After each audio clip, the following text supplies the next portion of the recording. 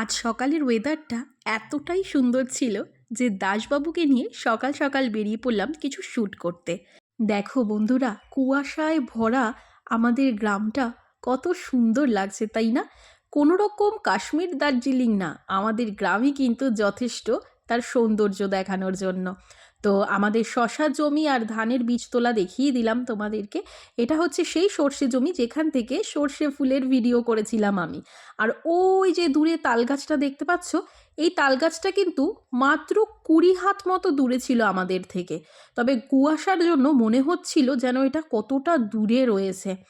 দাসবাবুকে আজকে বাগে পেয়েছি, তাকে দিয়ে আজকে অনেক ভিডিও শ্যুট করেছি আমি, জানো তো। মোটে নিজে তো ভিডিওতে আসবেই না, আর আমাকেও ভিডিও করে দেবে না। আজকে তাকে দিয়ে ভিডিও বানিয়েই ছেড়েছি।